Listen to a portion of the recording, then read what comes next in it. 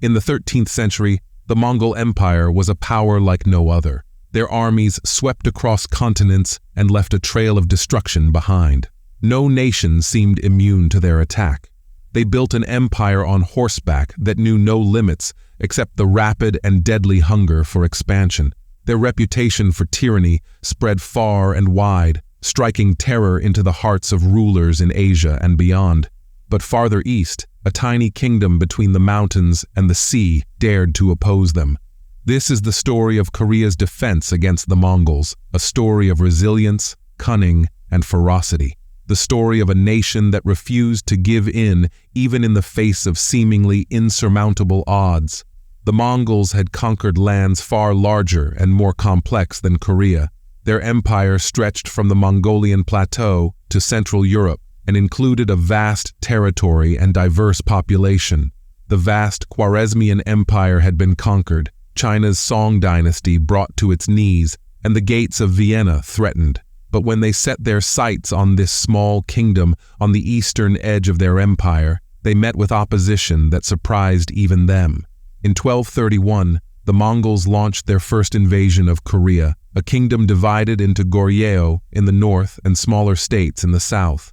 Led by General Saritai, the Mongol forces were swift, ruthless, and almost unstoppable. They demanded Korea's submission, threatening total destruction if refused. The Mongol envoys arrived at the Goryeo court, bearing a simple but ominous message: surrender or face the wrath of the Khan. King Gojong of Goryeo was faced with an impossible choice: submit to the Mongols and become a vassal state, losing everything that made Korea unique, or resist and risk annihilation. The tension in the royal court was palpable. Advisors were split, and the air was thick with fear and uncertainty. Some urged the king to surrender, arguing that resistance was futile against such a powerful enemy. Others advocated for defiance, believing that Korea's unique geography and strong fortifications could withstand the Mongol onslaught. In the end, King Gojong chose to fight. It was a decision that would shape the future of his kingdom and define the character of his people. He ordered the court to relocate to Ganghwa Island, a fortified island off the western coast, where the royal family and the government would be safe from Mongol attacks. The people of Korea were called upon to defend their homeland, and the stage was set for a confrontation that would test the very limits of their endurance. The Mongol forces, under the command of General Saritai, advanced swiftly into Goryeo territory. They laid siege to the capital, Kaesong, and quickly overran the city. The Mongols were known for their brutality in war, and they showed no mercy to those who resisted. Villages were burned, towns were looted, and countless lives were lost. The Goryeo army, though brave, was no match for the seasoned Mongol warriors. But despite the initial setbacks, the Korean spirit remained unbroken. The people of Goryeo rallied behind their king, determined to defend their homeland against the invaders. They knew that the Mongols were not invincible, and they believed that with the right strategy, they could turn the tide of the war. Knowing they couldn't match the Mongols on the open battlefield, the Koreans retreated to Ganghwa Island. Located off the western coast, Ganghwa's natural defenses made it an ideal fortress. The island was surrounded by treacherous waters and steep cliffs, making it difficult for enemy forces to launch a direct assault. The Koreans fortified the island, turning it into a stronghold that the Mongols would find nearly impossible to penetrate. The decision to relocate the royal court to Ganghwa Island was a strategic masterstroke. From their island fortress, the Korean leaders could continue to govern the kingdom and coordinate the defense against the Mongols. The island became a symbol of Korean resistance, a beacon of hope for the people in a time of darkness. The Mongols, confident in their power, launched a siege on the island. But as they soon discovered, Ganghwa was no easy target. The island's treacherous waters and steep cliffs posed challenges that the Mongol cavalry, so deadly on land, could not overcome. The Koreans, though outnumbered and outgunned, used every advantage they had to keep the Mongols at bay. The siege dragged on. Days turned into weeks, weeks into months. The Mongols, accustomed to swift victories, grew frustrated. Their initial confidence began to waver as the harsh reality of the Korean defenses set in. The island's natural barriers, combined with the fierce determination of the Korean defenders, created a situation that the Mongols were ill-prepared to handle. The Koreans had turned Ganghwa Island into an impregnable fortress. They built strong walls, dug deep moats, and positioned their archers in strategic locations along the cliffs. The Mongols, unable to breach the defenses, resorted to cutting off the island's supply lines, hoping to starve the defenders into submission. But the Koreans were resilient.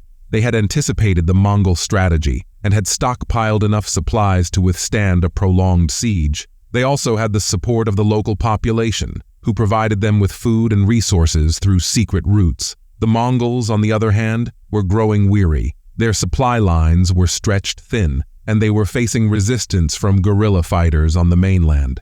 While the siege on Ganghwa continued, the Koreans didn't just sit and wait. On the mainland, guerrilla fighters harassed Mongol forces, launching surprise attacks on their camps and cutting off supply lines. These warriors, known as the Sambyulcho, were elite soldiers trained in unconventional warfare. They knew the land intimately, turning every forest and mountain into a weapon. They were the shadows in the night, the whispers in the wind, striking fear into the hearts of the Mongol invaders. The Mongols were fighting a ghost. The Korean fighters struck from the shadows and vanished just as quickly, leaving the invaders frustrated and demoralized. This guerrilla warfare, combined with the stalwart defense of Ganghwa Island, put the Mongols in an unfamiliar position: stalemate.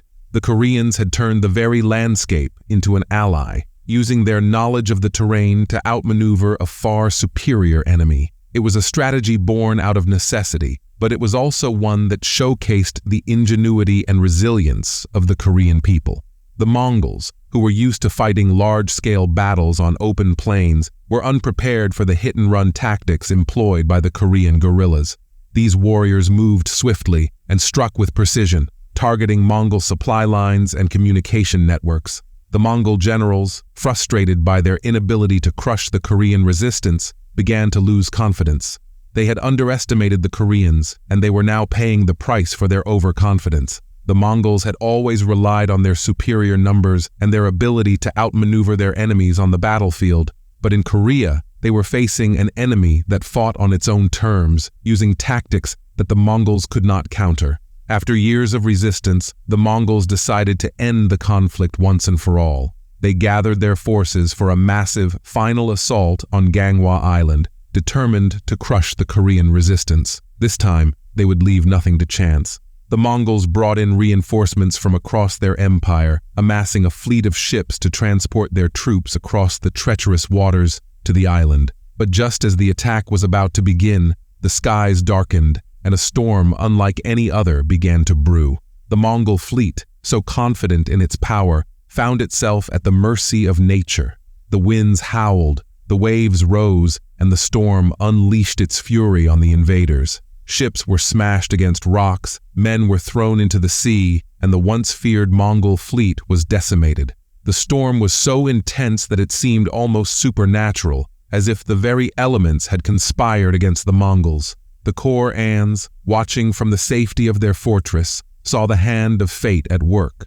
The Mongol fleet, which had been poised to deliver the final blow, was now scattered and broken.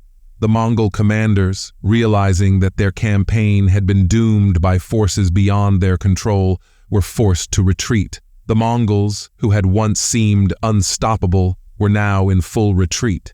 The Koreans had defied the odds and survived against one of the most powerful empires in history. It was a victory not just of arms, but of spirit, an enduring testament to the resilience and determination of a people who refused to be conquered. In the years that followed, Korea continued to face challenges, but the Mongol invasions had left an indelible mark on the nation. The Korean people had been tested in the crucible of war, and they had emerged stronger for it. The lessons learned from their resistance against the Mongols would shape Korea's future, influencing everything from military strategy to national identity. King Gojong's decision to resist the Mongols, to relocate the court to Ganghwa Island, and to rely on the resilience of his people had been vindicated. Korea remained independent, and the Mongols, despite their initial successes, had been unable to conquer this small but determined kingdom. Korea's defense against the Mongols is a story of resilience, showing that even the smallest can stand against the mighty.